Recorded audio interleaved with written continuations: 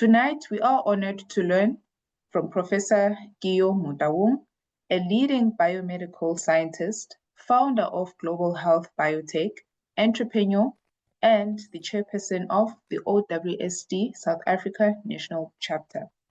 She will also share the inspiring story behind La Africa Suda.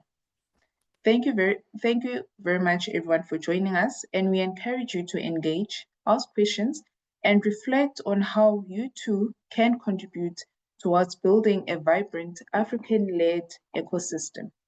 I now invite Professor Montawong to begin the session. Thank you. Good afternoon, ladies and gentlemen, and thank you so much on your heavy schedule for joining us. We really appreciate it, and just want to make sure that I'm on time so that we can have enough time for Q&A. Let me just start straight to my slides, and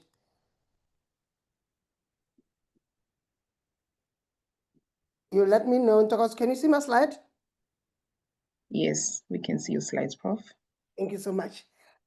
I love to talk about this session, research commercialization, laying the foundation and understanding commercialization, research commercialization. Why I'm always getting excited when I talk about this is because of something that I have walked the path. So I clearly understand what are the challenges, the myth, what needs to be done. So this is just going to be the outline of my talk, understanding the innovation ecosystem, because it's huge. And what is research commercialization? And why we commercialize research for social, economic, and personal impact. And nowadays it's also going to be for the university. For their third stream income, they will have to start bringing research commercialization and the type of research output that can be commercialized. Because some people will tell you that the kind of research that I'm doing I can't commercialize it. But I'm going to give you an example. And even the worst one who used to think that they cannot commercialize it, but now they can. And a case study of La Africa Suda journey. Understanding the innovation ecosystem is huge. We cannot and we can't just do it alone. That's why some people, they will call it triple helix, some they will call it helix, whatever they want to call it, but it's huge. So understanding the network of this institution and individuals that support idea to impact pathways. It is very important to know that if we really want to do this, we need to start understanding their ecosystem because our ecosystem is huge. What do I mean? We've got the key role players that really plays the most important role in the research commercialization. We've got academia, where we know that as an academia, they conduct foundational and applied research. They identify innovation with commercial potential, and they need also to provide expertise and research infrastructure. That is their part. And then we've got the industry. That's what I was talking about, the ecosystem. What the industry do, they collaborate on R&D, and they end up assisting with the product development, more especially if you've got a prototype that you need to redefine it better. They also provide insight on the market needs and trends and support on scale-up, testing, and manufacturing. Because most of the time at the university, we don't have the big labs that we can do the manufacturing. We've got our government. We need to set supportive policies and regulatory framework that is going to make commercialization, to enable commercialization.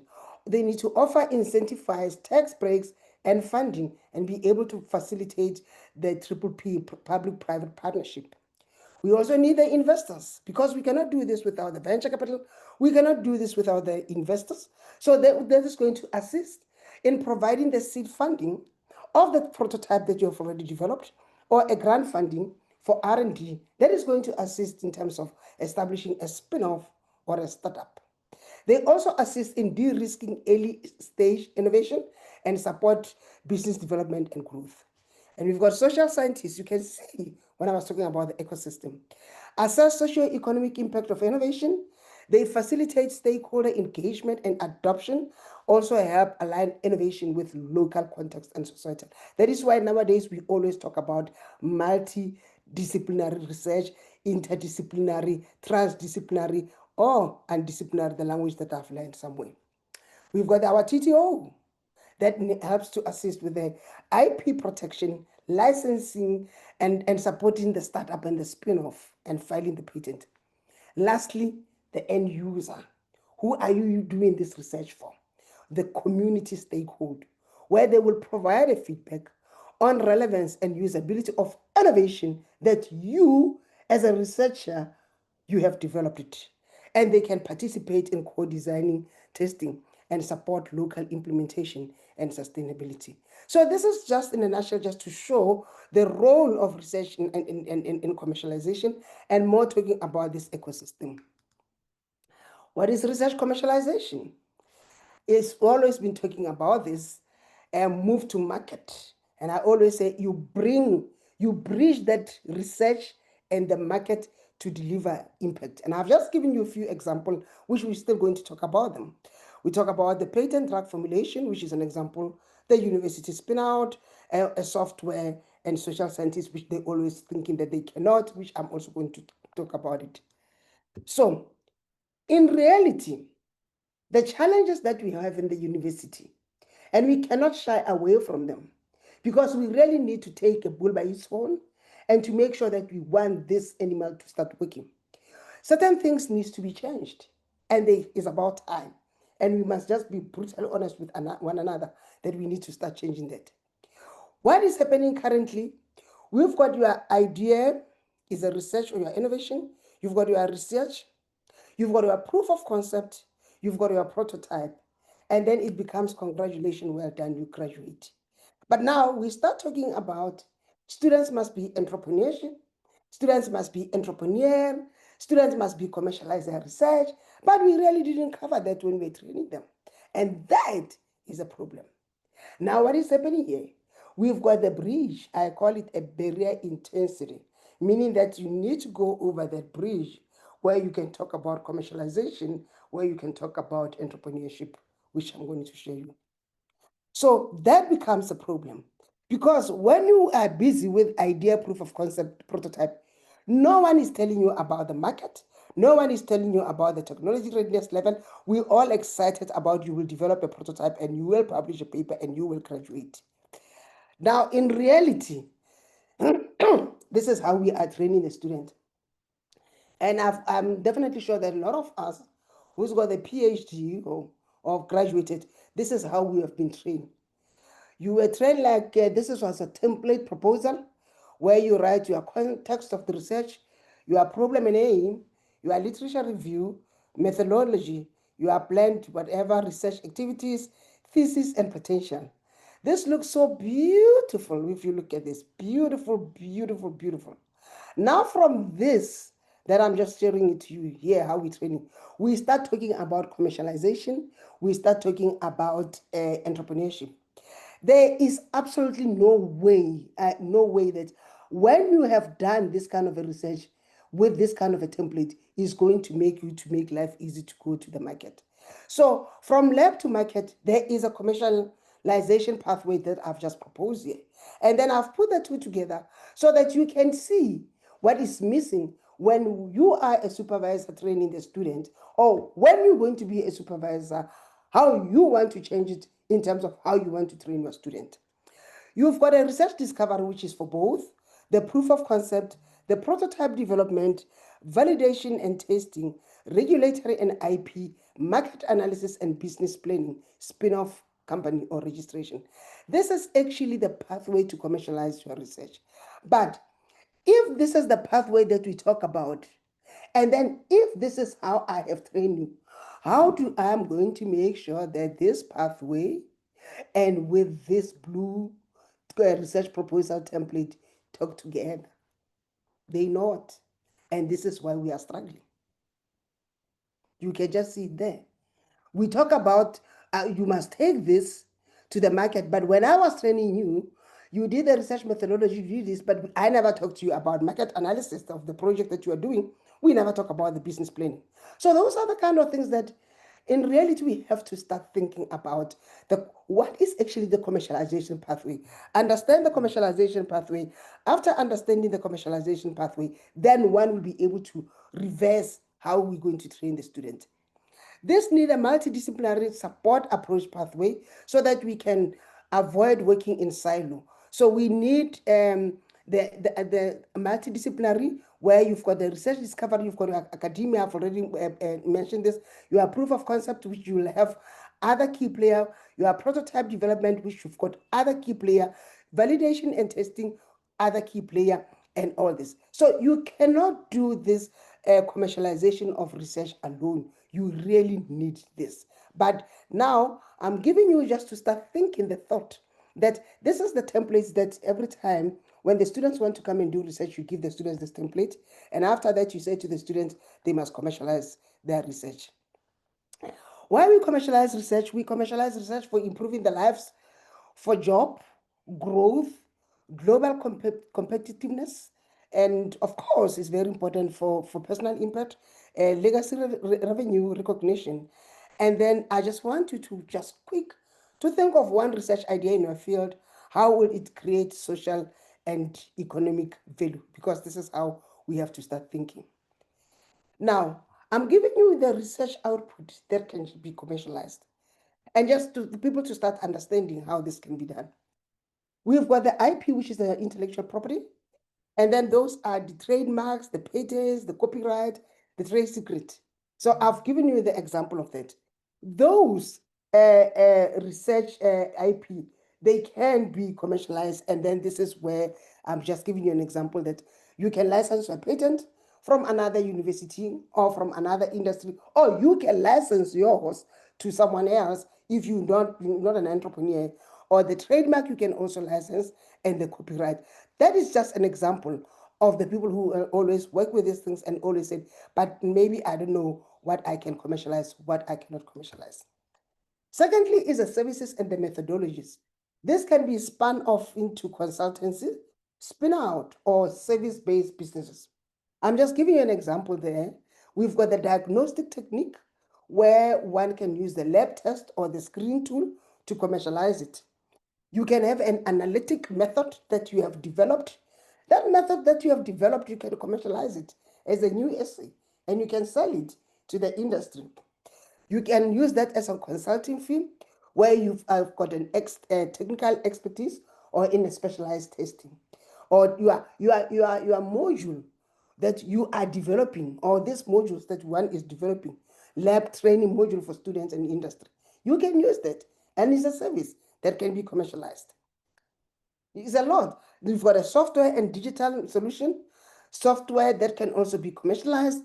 I mean, nowadays we all know that because of the AI, big data, the mobile application, the data platform, the educational tools, and licensable code. So I'm giving you all this because I know we're all coming from different background, and you know the kind of work that you're doing, and to see exactly, oh my God, oh, I've been doing this, I've developed a method, oh, I've done this, I should have done. Start thinking of whatever you're doing that you can make money out of whatever you're doing.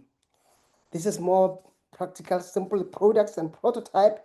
These are tangible output that is ready to the market for further development. I mean, it can be the medical device, pharmaceutical products, consumer health products.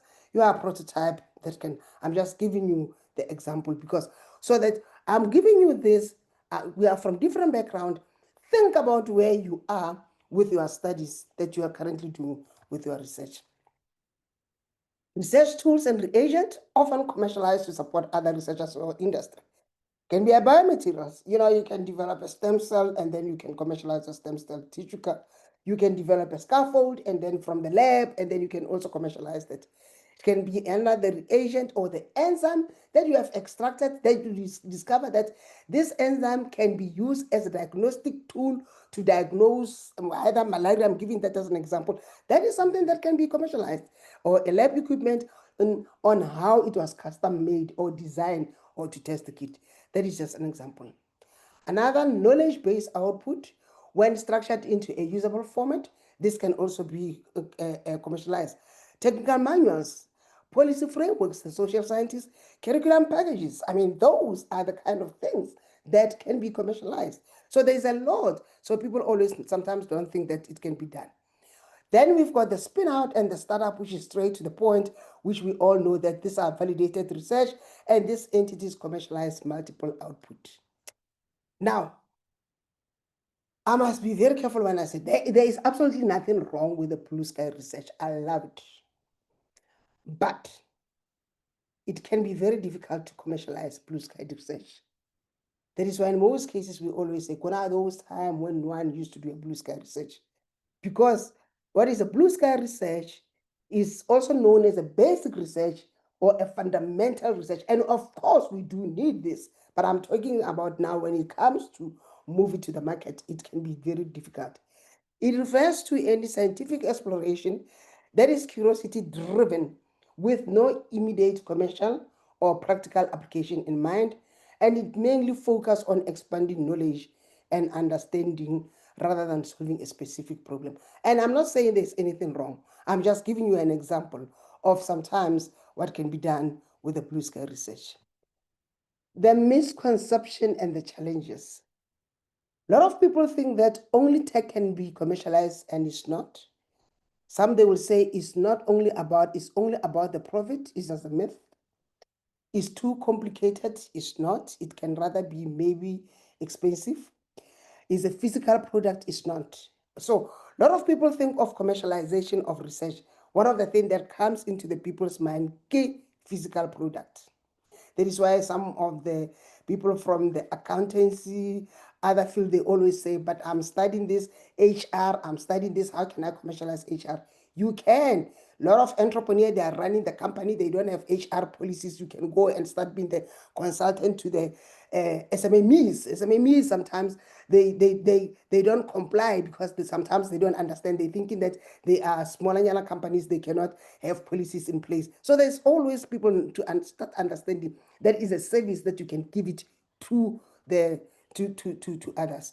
So the barriers here is the lack of support and IP confusion, where sometimes people really even in the university, there is that confusion of the IP, where there's always going to say the IP belongs to the university, which I don't have a problem with that, but it should be mentioned that IP belongs to the university, but it can be licensed or to the students or to the entrepreneur should the student wanted to take. The other thing that is really, that's what I've highlighted, it read them, is a challenge. We've got limited mentorship, especially under commercialization and entrepreneurship, especially when the student is doing research that wants to commercialize it, because you will see that sometimes the supervisor can be a little bit tricky, especially with the kind of students that you've got in terms of how they can go about regarding the commercialization.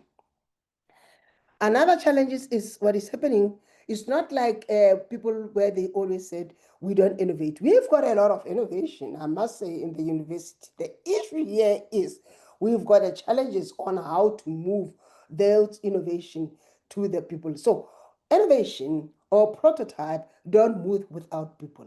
So most major research university, their intellectual property portfolios are based busting with wonderful innovation prototypes. We do at the library. Beautiful, beautiful. But the problem, they don't have qualified professionals who are interested in carrying them to the marketplace. This is where there is a gap. And I think we need to take cognizance of the gap that sometimes even with the tech transfer office, they struggle to be able to assist the researchers in terms of how they're going to move their research to the market. There's also a mismatch between research and market needs.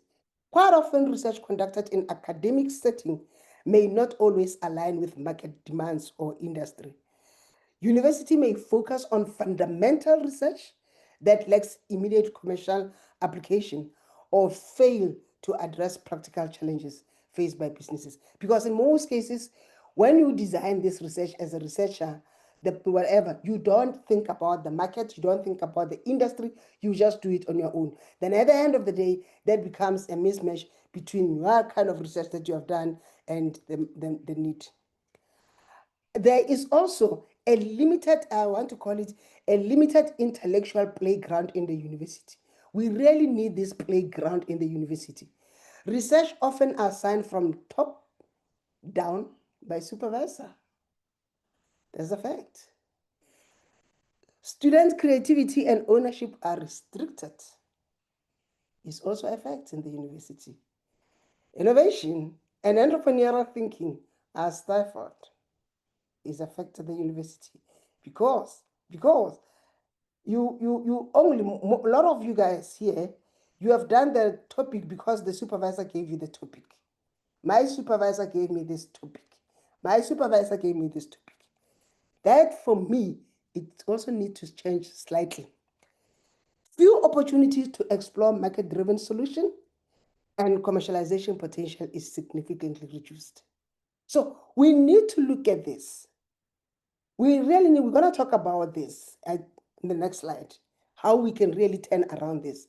Having that intellectual playground, we need to have the hub where the students can just go and think about the kind of work that you want to do to solve the problem. And after that, you must go to the supervisor and say, listen, I've got this idea. Just check if it's at the PhD level or at the master's level. I want to do 1, 2, 3, 4. So that we see how we can solve the issue of the top-down supervisor. I started to introduce kind of an example of the strategic intervention because I always said we've got a problem. Now I think it's about time that we have to start talking about the way forward, strategic intervention to foster student-led innovation and commercialization. Number one, we really need to create innovation enabling environment. I mean, I've given an example of my lab. I know some universities, they've got these hubs, but you ask yourself, what are they doing these hubs?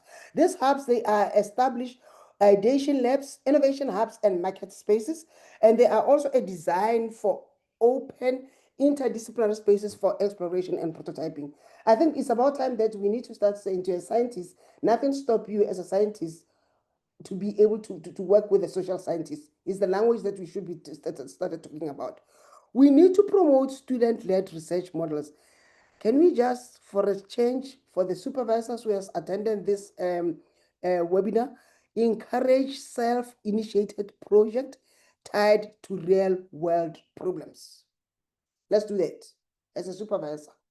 Do a call. This is a call for students who must come. I want them to come with their own idea, what they want to solve.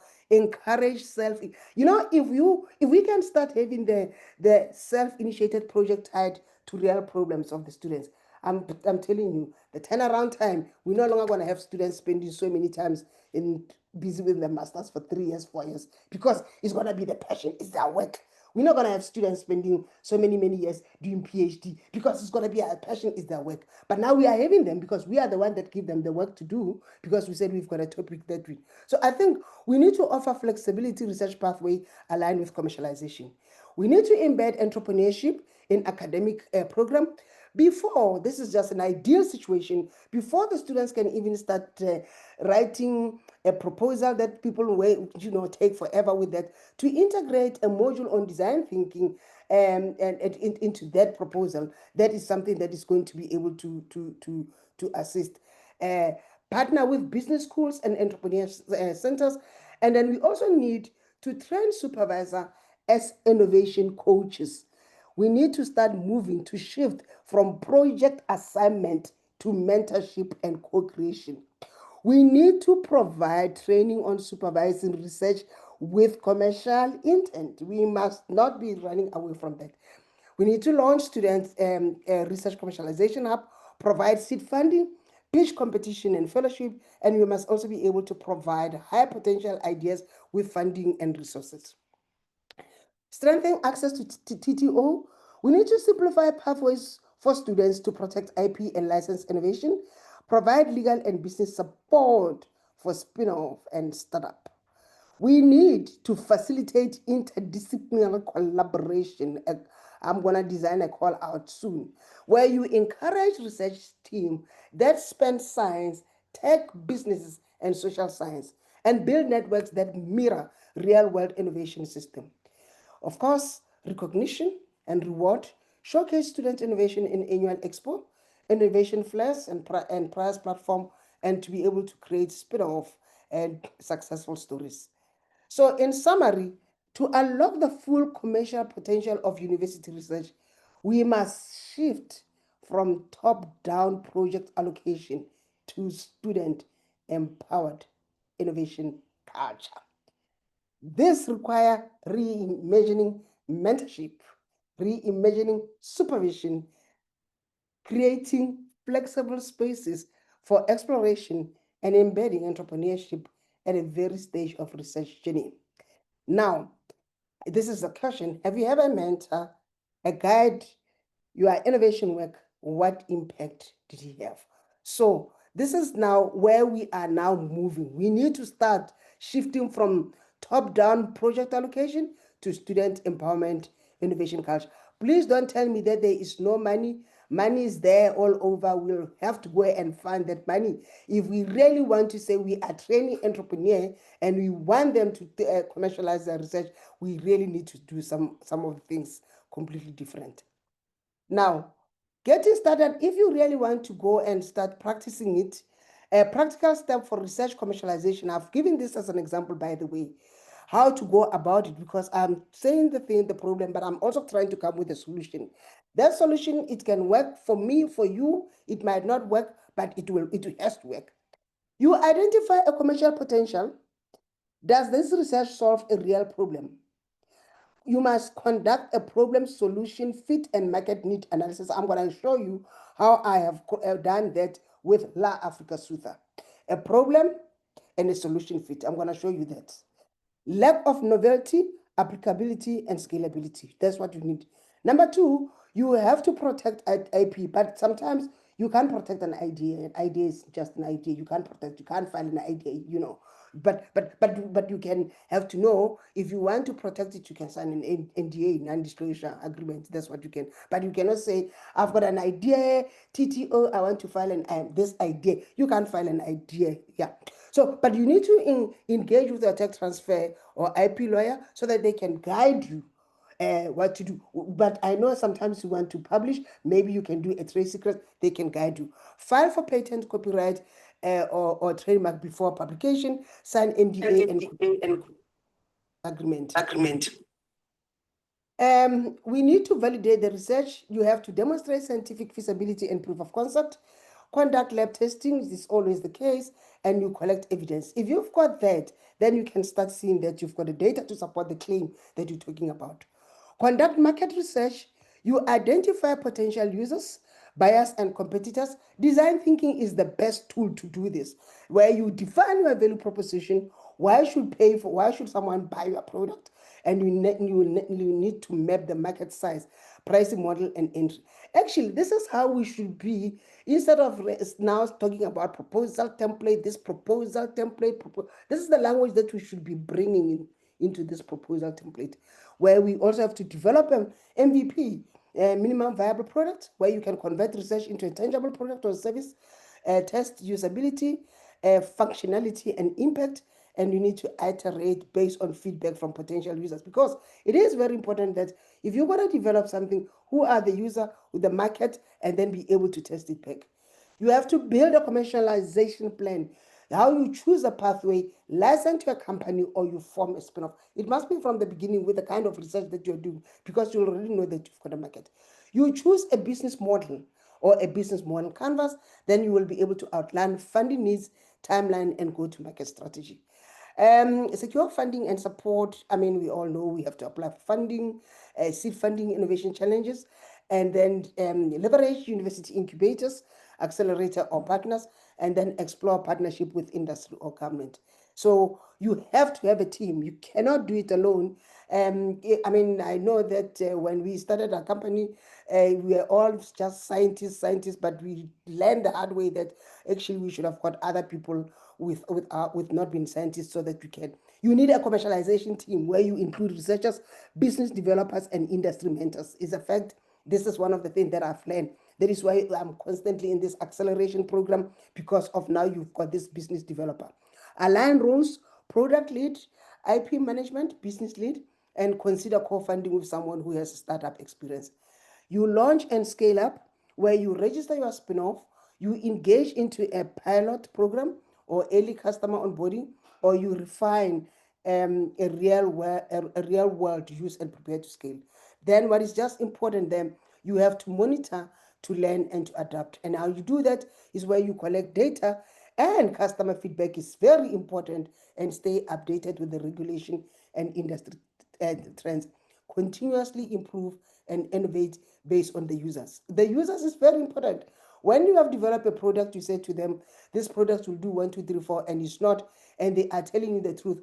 Don't get annoyed with them. You have to go back because the users, they are the most important part.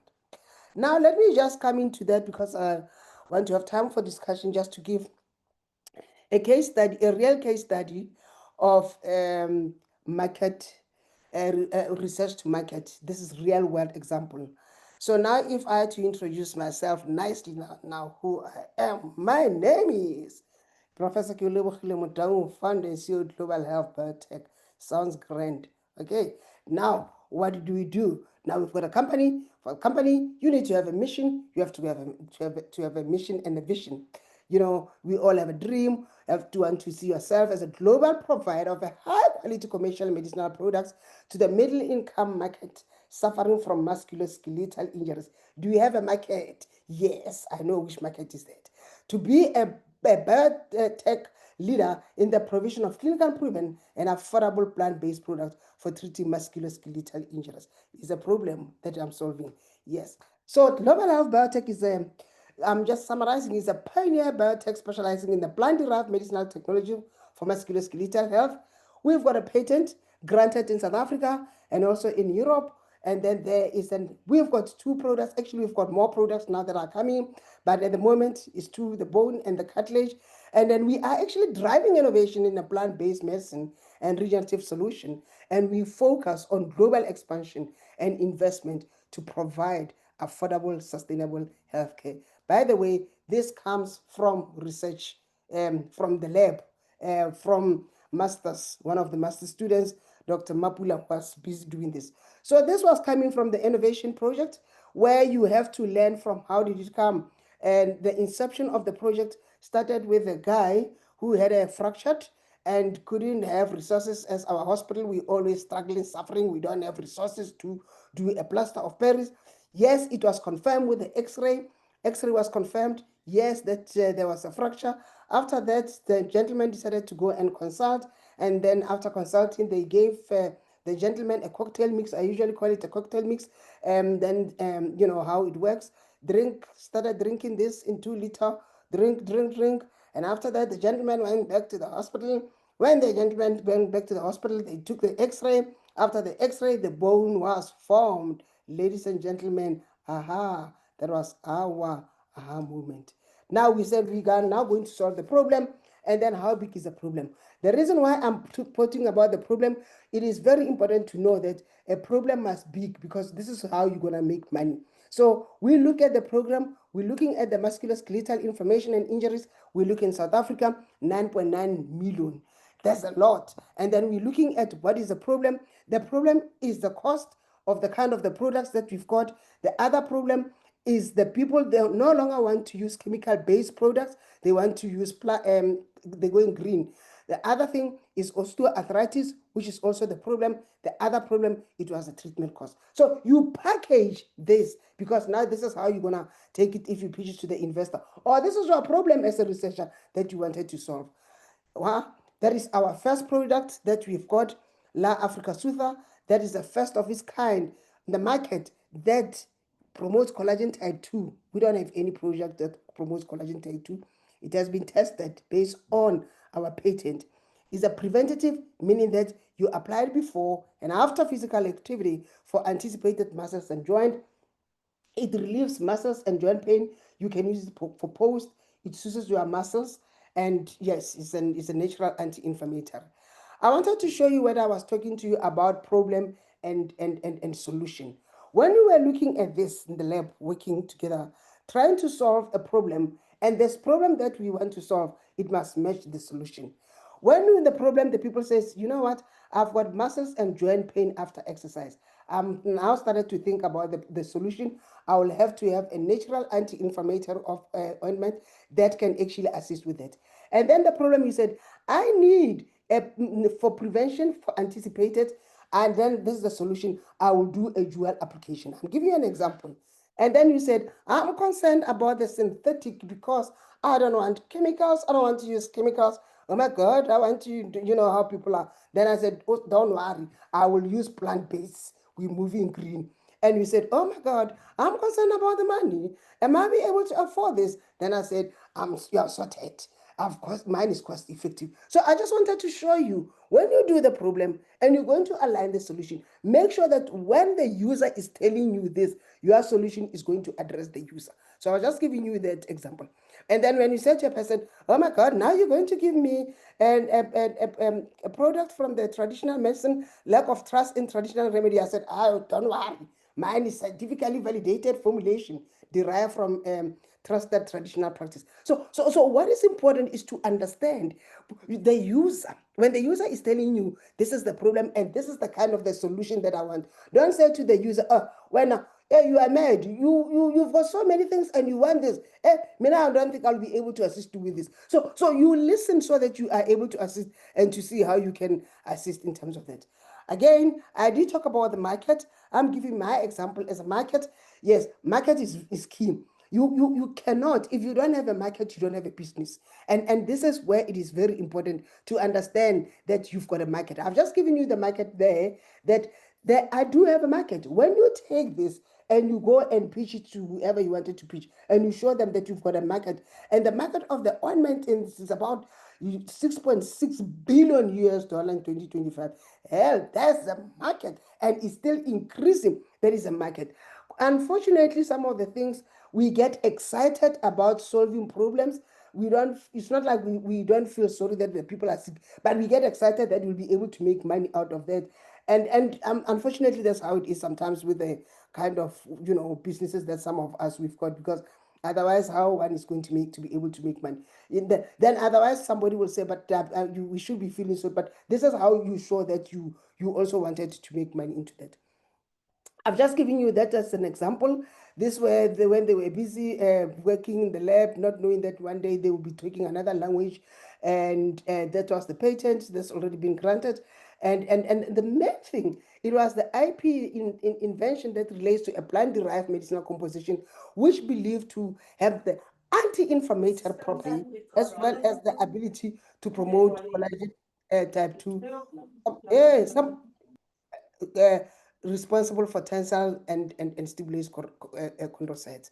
So I'm not going to go in details about the traction, but I can actually to show this was an R&D started here, raise the grant, fast forward, you write another grant, fast forward, you file a patent, fast forward, you sell this unit of La Africa Sutha, COVID happened, everything stopped, then you go back to the sales, fast forward, you 2024, you pitch again, this is what you raise, then you fast forward, you raise, because this is a product, it need a SAPRA certificate, here you go. Now you started thinking, here are other products coming online. So we are now be launching few products that will be coming soon that we are already. Now, it is very important to understand that you've got a competitor. You cannot say, "I am the only person in this planet who is doing this research. Oh my God, I don't have a competitor. I'm so smart. There's no one." No, no, no. There's nothing like that. You do have a competitors. So that's what I've given you to show you that even with the kind of work that you're doing, you need to be able to have the competitors. I'm not going to go into details about those competitors. I put it there so that one can be able to see that, yes, my products, Global Health Biotech, what makes it promotes chondrocyte activity and type 2 collagen production to enhance cartilage tensile strength compared to all these other products that we've got them here. We can also use this as a scaffold. We can also, is a meaning that you applied before and after. So I was comparing my product, Voltaren, Anike, Beijing, and Biofreeze. Guys, don't be so scared when you start doing this to go with these competitors, because now it's a fact with the kind of products that we've got in terms of our competitors. So I must thank the partnership, because all of this, they've really played a role to where La Africa Sutha, or to where global health is. I mean, the DITC for the funding innovation to where Hub to where I am, TIA for funding, Swan University of Technology for allowing us to use their, it's their spin-off anyway, Medical Research Council, Fitness Junction, and then in terms of Labio Research and Vilgro, where they support. So those are, in terms of where the theme. So what are the key takeaway message? Research commercialization is equals to knowledge in action. It creates value for society, the economy, the researcher, the third stream income, university. Mentorship and coach are the key. I always say start small, think impact. I also want to acknowledge, yes, I'm right on time, Chairperson, Program Director. Acknowledge the flowing, the FAF, the first round, because I have to put all this because I'm wearing all this head here. So it is very, very important that I cannot leave any head without because they also supporting in terms of what I'm doing. So I'm gonna pause here, ladies and gentlemen, and to say, should you got lost, you are lost in Pretoria, come to Innovation Hub to come and see my state-of-the-art laboratory. When you lost, it will be nice to get lost there to see what we are doing. Yes, I was just right on time. Thank you, and let me hand over to my chair. Oh, thank you so much, Prof. That was a lovely presentation, very informative. I think for a lot of us who are academics, we tend to miss the point sometimes when it comes to the aspect of research commercialization. And I would speak from my own point of view to say there's always that pressure to publish, and it's either you publish or you perish. So you need to choose the two. So once your mind is wrapped around that, you actually forget that there's another opportunity where you can be able to commercialize the research. So now I'd like to take two hands for now, and then I will then read the questions that have been posted on our chat. All right, let me just check if I'm seeing any hands. There is, Julius. yes, there's Please a, open your mic and Sure. you can ask. Thank you very much for the excellent presentation. So my question is more of the carrot and stick approach. So in one breath, you are working with researchers to be able to commercialize their research output. How has the journey been? Do you start with getting the researchers put their innovations in a way that makes it easy for people to come on board or to help them commercialize? Or do you start working with the industry players, trying to find their needs, their innovation needs, and then you work it backwards with the researchers, finding who has what, and then being able to connect? So mine is that, how do you handle this approach? One, trying to start with the researchers first, or with the industry players, and how has this learning or journey been like? Thank you. Thank you so much. Can I take this one? Okay, let me check. Yes, Chair. please go ahead, Prof. Okay. Go ahead, Yeah. Prof. Okay. Thank you so much, Julius. Thank you so much for the question. The reason why I started to do this, I don't want the people to do what I did. When I start, it was just the researchers and getting excited and getting the product. But it has got a little bit of the challenge, which I wouldn't want the people to do that. The best way to do this is from the beginning, the onset, when you've got this idea. That's what I'm saying. We need to change how we are now supervising the students. The idea, as soon as the students got an idea, let's already start thinking of the commercialization part. Do you have a market? So that we don't waste time to develop a product. After you developing the product, you started to go and look for the market for the product that you've already developed. So my suggestion will be work together with the industry. The three people: industry, the user, who are you doing this research for, the industry, the partnership, because you're going to need that partnership with the industry. So don't start doing it alone as a researcher and say, I'm doing this alone. When I'm done, I'm going to look for the industry. That is why even in most cases, and I can talk about that because in my other life in academia, and I know, you know what we do in academia? You write the proposal, you submit it to NRF for funding. after NRF funded you the proposal, you are looking for an industry partner. And this is exactly what is happening. Now you start saying to somebody else, oh my God, are you from this company? I've got a proposal. Can you partner with it? It cannot work like that, because those people, when you were writing a proposal, they were not part and parcel writing this proposal together with you. So it is very important to make sure that when you do this from the beginning, involve industry, involve the user, the researcher, then you will get the best product. This is my advice, Tata Julius. Industry, the user, who you doing this for, who's going to use it, industry partner, and the researcher. Then you'll be fine. I hope I've covered it. Oh, yes, definitely nicely explained. Thank you so much, Prof. And the next hand is Kanyisile Butelis. Please open your mic and go ahead and ask. Hi, everyone. Thank you so much, Prof. That was an amazing presentation. I learned so much from you. Just I have two questions, but they're quite aligned. They're about IP.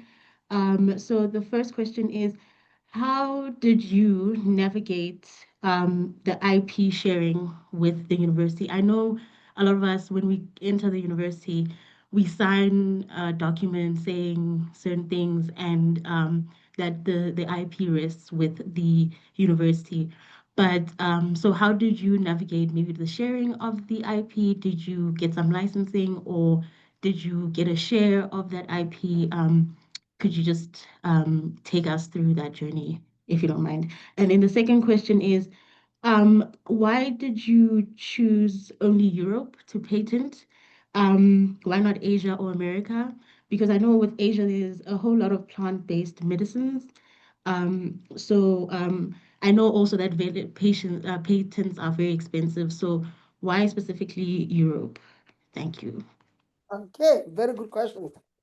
I like that. What we did with the patent, we wrote, the whole disclosure of the patent, and then we file it. Tshwane University of Technology, they file it.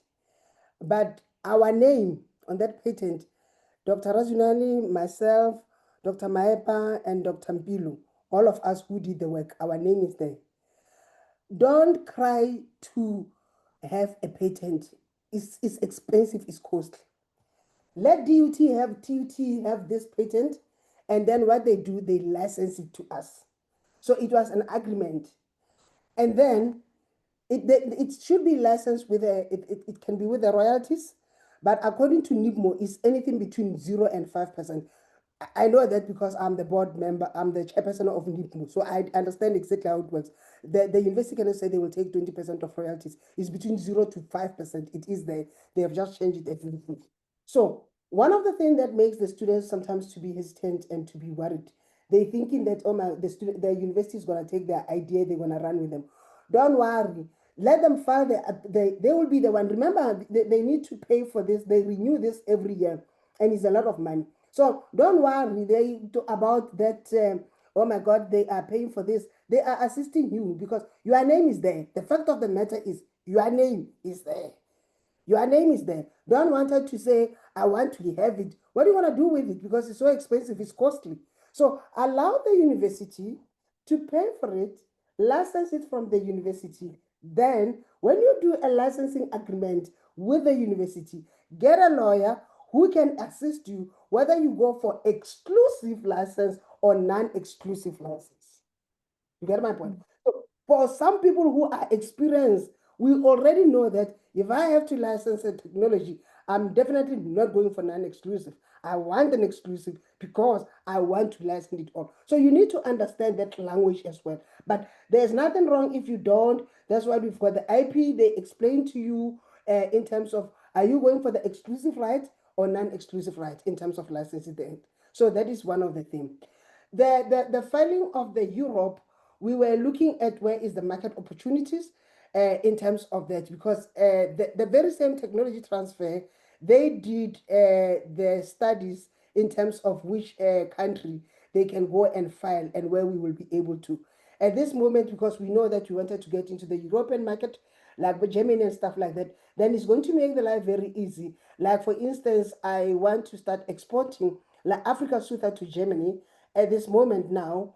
The sad part is now you have to do the branding according to the European market, not the South African market. But once you've got that thing right from the European market, because the market is huge, then you are able to be sorted out of that. I hope I've covered it. Yes, you did. Thank you so much. Thank you. All right, thank you so much, Prof. So from the chat, I can't exactly see direct questions because it's like a lot of them have a background to it. But I think for me, I just want to ask, what is the influence or the role of supervisors when it comes to us as researchers really wanting to commercialize, especially in the aspect where supervisors maybe are against or they're not supportive? What is the role of supervisors in this case? When you want me to be killed, okay? Uh-uh. Okay. You know, That's true. I think it's a pity that some supervisor, it will be fair enough that they don't understand the commercialization route to be able to assist the students in terms of that, because some supervisor, they will tell you that their work is to supervise the students, is not to commercialize. And also, the key performance area, some of the university, commercialization is not part of the KPA. Is publication, is the supervision. And you saw when I was showing the commercialization pathway that it is a toll on its own, it takes long. So it needs somebody who really has got passionate about it and in terms of assisting. But I think it needs to be very debatable with the students and the supervisor that they allow the students, if I'm going to want this to be commercialized, then the students can maybe start attending some of this workshop so that you start packaging that research of yours together with the, like how I was explaining to you, the user, the market, and so that you start putting the whole things together in terms of that. And the other thing, Doc, also that you also need to understand is, and I have to say this, is a top-down approach. That's the university approach. So you go there as a student, I give you the topic, I'm the supervisor, I give you my topic, I give you the topic, you go and work with it. It's a top-down approach. So what needs to happen, and it needs to happen like yesterday, we need the students to bring their own. I mean, I will see whether you've got the money or you don't in terms of supporting that. The students to bring that, that I am the students. I want to do 1, 2, 3, 4 to solve this. Is aligned with the Sustainable Development Goals. And then that is going to make perhaps the life a little bit easy in terms of that. So I think it's about time that we start. And then it must also be a multidisciplinary approach so that you're not going to be the only one doing that. You'll be working together with other students but solving the same problem. Then you all get excited because you will have some students from accountancy, students from another faculty, health, students from faculty of science, but you all solving. The other one, they are just looking at their own components of the topic or the problems that you wanted to solve. That is the problem. But I guess this kind of webinars, they start, assisting and see, how they can go through that. Thank you so much, Prof. We were only left with 6 minutes and we still have 5 more hands. So briefly, Sizwe, please come with your question. Just one question, then Gugu, then Mtandazo. Okay, then thank you so much. Hafsa. Thank you so much, Prof, for the webinar. It's very exciting for us as entrepreneurs. I'm quite interested in how and what techniques you used for market analysis and validation. I'm asking this question because I just want to deploy it in my own project, possible. Okay, that for back, what do you mean? I just want to understand the question. Sorry.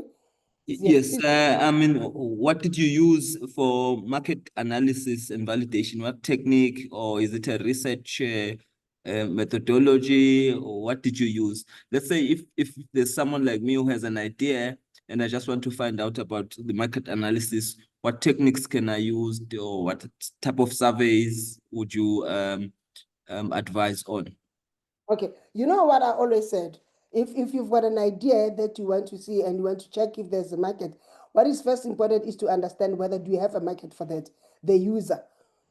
Because sometimes you've got this idea, you're gonna do a desktop. Remember, most of the time you'll do a desktop analysis to check if you've got the market. But what is just important is just to make sure that the market, the people that you are going to develop a product, whether it's a service, will they be able to buy it? Do you have the market for that kind of a thing that you wanted to do, to be able to understand? That is why when you have this, nothing stop you now to do this a multidisciplinary approach, because you know that you don't have marketing as a background, but you know that there's somebody who's got marketing as a background. Then you can sit down and form a team, as I was talking to you, talking about collaboration team, and form a team and start to be able to work together. The thing that makes us to be so stranded, we want to think that we can do them all, and we can't. I mean, like, for instance, there are people who are good with social media. I'm not good with the social media. I get them into the team, and then they can run with it. So in a team, you cannot do this alone, as when I was talking about the ecosystem. So it is very important that as Fiso, I don't have an expertise in marketing. I have to go and get somebody to come and do marketing and be able to assist me. All right, thank you so much. Mthandazo? Oh, I mean, it's Gugu. Sorry. Gugu, please Yes. go ahead. Thank you so much, Prof, for the presentation. So I'm also in the same field of inflammation and using South African medicinal plants. So I did my PhD in Australia 2023. I finished my PhD working on South African plants. And then I moved to Switzerland for my first postdoc at Zurich, still focusing on the biological activities and receptor binding of these South African plants. And now I'm based in London at UCL. My research is actually really trying to understand now how these plants promote inflammation resolution and chronic pain. But since now because previously I've been so focused on publications until I attended this policy primer, because I'm funded by the Royal Society. And so that's when they now told us to focus on the output, which is the impact. And so I want my research to be like, I'm studying these South African plants so that I get scientific validation. So for them to be incorporated as part of our formal healthcare system, I didn't think of it as like commercialization. So in this case, like, because I thought the next step would be like, after this, I need to do clinical trials because I'm already doing some in vivo stuff. But then I just wanted to ask, like, did you have to go through clinical trials with your product, or you just discovered that it works without any mechanistic interaction and then got the patent? Is it possible to get the patent without clinical trials? Thank you so much. We did the so-called anecdotal studies with our product, and at that at that time it was not a clinical trial, but it's anecdotal studies. So what we did, you remember on the slide, I had partnership of Fitness Junction. We had people who were going to the gym, and then we gave them the sample with questionnaire. It was a lot of work that we were doing. And then the other one, it was A, B, A, B. So we are selecting them randomly, but knowing who's got A, who's got B in terms of testing that. That was our anecdotal studies that we were doing. And then at that time, I was also fortunate to know the guy who was at the time the physiotherapist for South African soccer team, Bafana Bafana. And you know, when you like me, you just ask him, hey Mutu, I've got something, don't you want to test it to the soccer team to see whether it's working or whatever, you know, just an example. And then I also did that anecdotal study through the South African soccer team, and then that also assisted. So that anecdotal studies is the one that actually assisted when we have to write a report, and because it was done, the documentation is there. It's a lot of work, and we've got everything. If somebody asks, like for instance, when you register the product to SAPRA, they also wanted that anecdotal studies report. So that's what we did, and we gave it to them. So that was that. number one. Number two, in terms of the patent, you don't have to do a clinical trial to file a patent. You can go ahead as long as they do the check, the due diligence from the TTO office. They can see that definitely is a novel. Nothing has been done before. Everything, you can go and file the patent. So for the clinical trial comes last after. Because clinical trial is very expensive in terms of what we do. Because the second product that we've got is the one that is going to go through the clinical trial route. But it must first start with the animal study. From the animal study is in vitro, in vivo, then phase 1, the preclinical, then is going to go that route. But if that plant, whatever that you are talking about, is something that you can do as an anecdotal study, because at that time we did skin allergies to make sure that we don't give the people products, and at the end of the day they react, oh my God, now we are in trouble, we give them something. We did all those kind of things to make sure that we cover ourselves, because we understand that people can react in terms of that. So that's exactly what we did. And you must come back home after this. Yeah. All right. Thanks, Prof. No, what I am actually, no, I tried to apply for postdocs and stuff at home, and no one looked into my Now stuff. So, you've got me. Drop me an email. Come home. so yeah, and what I'm doing here is the very core molecular basis to understand the whole process in cellular biology and stuff. So yeah, okay, I'll drop you an email, Prof. Thank Yes, you. I think I've dropped my email here. Where is it? Yes, yeah, there's an email. ko@globalhealthbiotech.co. Yes, you can drop me an email. I'll be having feedback, Oh, by the way, yes. okay, thanks, Prof. But I will come home after 2026 and when Hey, I'm what done. Good idea. All right. Thank you so much, Google. Can we have Tandazo also having a question? Hello. Thank you very much for the opportunity to attend this webinar, and thank you very much, Prof. Kiwo, for such a wonderful presentation that you have done. It is actually exciting to see and hear that there is a movement in the industry, and you guys have gone ahead of us, which means we have got somewhere to look and maybe seek guidance. So, like the previous person who was speaking here, similarly to her, but mine, Prof, was just to ask from you if you could help me or maybe other participants with guidance.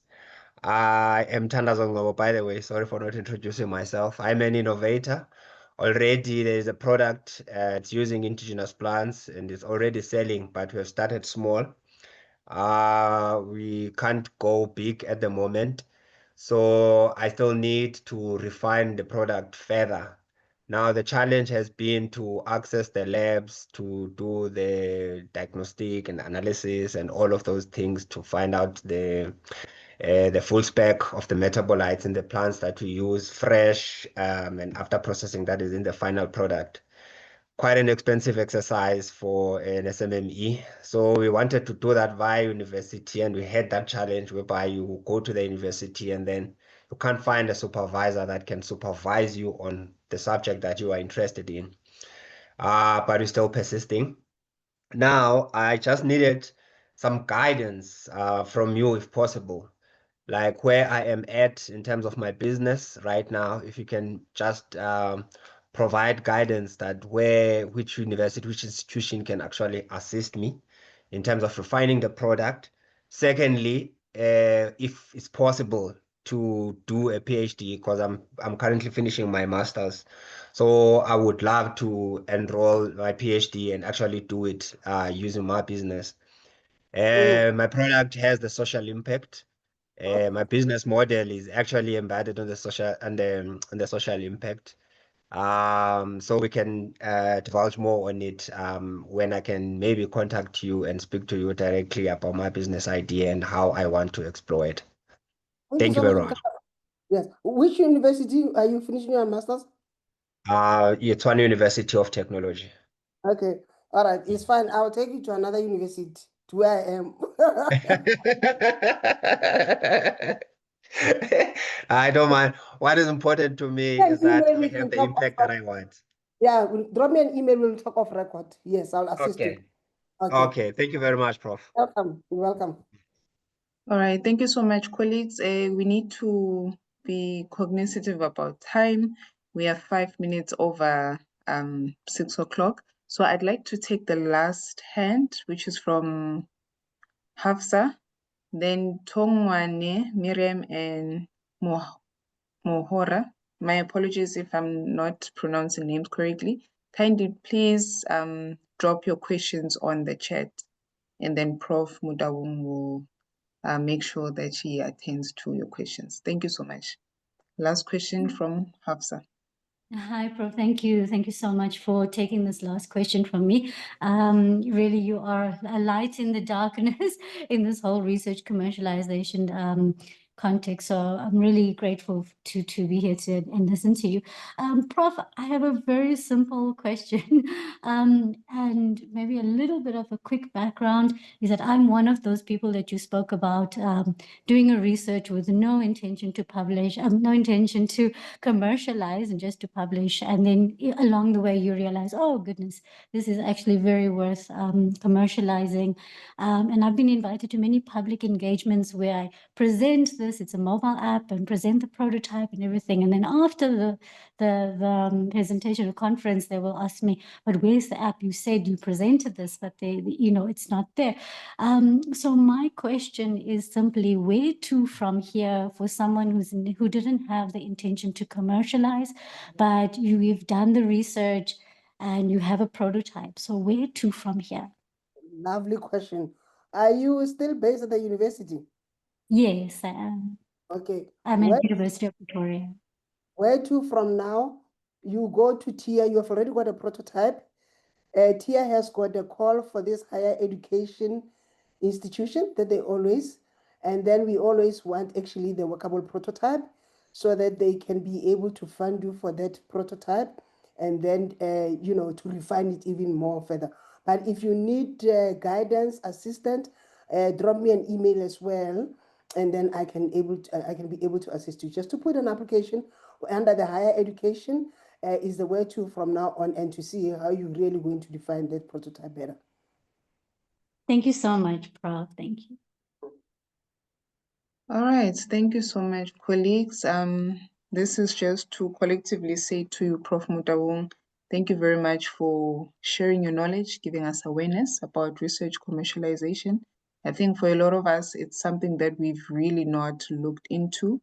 And I would actually like to encourage our participants to follow our OWSD social media platforms, because this masterclass is not the first nor the last one. We are still going to have more sessions as we go throughout the year.